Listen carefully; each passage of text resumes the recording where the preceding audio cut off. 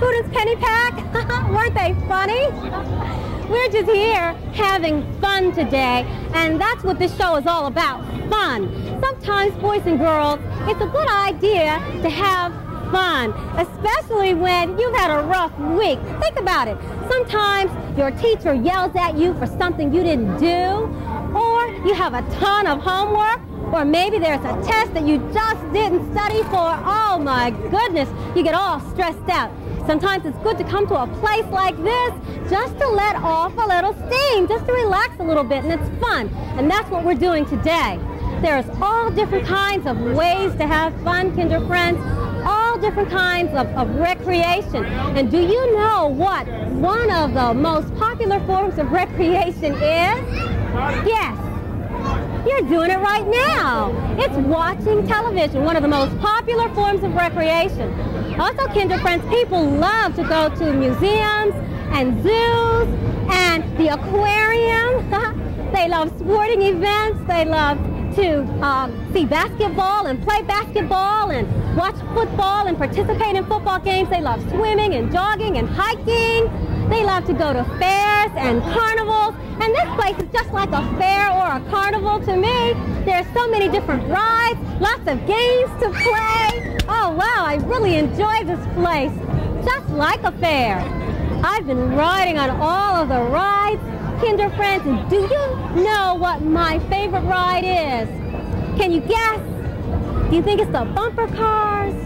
No, not the bumper cars. Do you think it's the slide?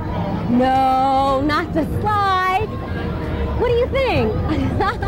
It was the train. I had a great time on that train because it reminded me of a story that happened right here in Baltimore. It's the story of a steam locomotive called the Tom Thumb, which was one of the first American-built steam locomotives in this country. Peter Cooper, the man who built it, wanted to convince those people down at the Baltimore and Ohio Railroad that his steam locomotive was better than a horse. Can you believe it? He had a hard time trying to convince them. So they arranged a contest between the steam locomotive and the horse. And who do you think won? It was the horse. Can you believe it? The horse won. It was simply because an engine, a belt slipped off one of the engines. Boy, I know Peter Cooper was really under a lot of stress back then. He probably said to himself, why me? Why did this have to happen to me? Boys and girls, he needed something to help him relieve that stress. He didn't have a place like this.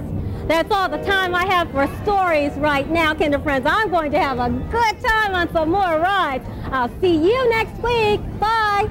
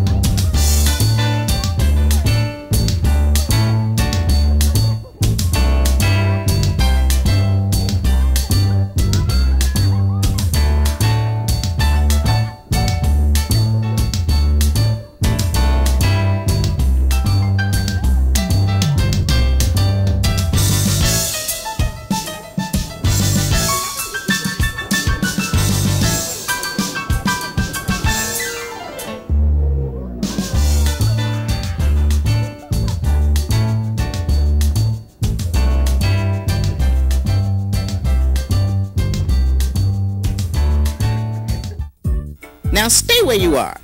Don't touch that dial, because we'll be back in a little while.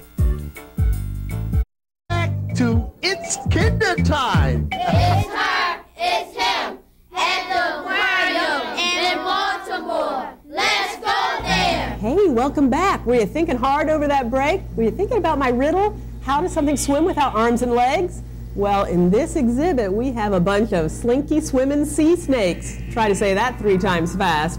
And if you look closely at them, they have a beautiful long body, and at the end of their tail is a flattened paddle. You put your hand like this as it comes by, Watch. They'll use their paddle like a hand going back and forth. You can try that in a bathtub and splash and see how much water you can move. Well, these guys use it to swim, sort of like a fish's tail. And as they go through the water, they're not real fast, but look, they can get into the tiniest crevices. They have small heads and can go in at those crevices after fish, which they like to eat, or even eels. Yum! Now, we have two different kinds of sea snakes, and they can go up on land. That one was just checking out the surface. But how they do that is they do have scales all over their body, and those can grip onto land too. So they don't need legs and arms on land either. They are so cool. Now, sea snakes are only found in the Pacific Ocean, not in the Atlantic where we live. I know Miss Alphabet has talked about the Atlantic Ocean. So if you go to Ocean City or anywhere off of our coast, you won't see these snakes, only here at the aquarium. Come visit them in our Venom Gallery. It's a temporary exhibit. I said we had two different kinds in here. You've seen the yellow-lipped crate, and there's another one, an Araboo sea crate up at the top. He's much darker and much larger. He eats big fish. Sometimes you can see their tongue flicking out, and people might think that that tongue is what they use to stab you with. But no, that's how they taste and smell the water around them when they're looking for food and investigating. You use your nose, and you also ask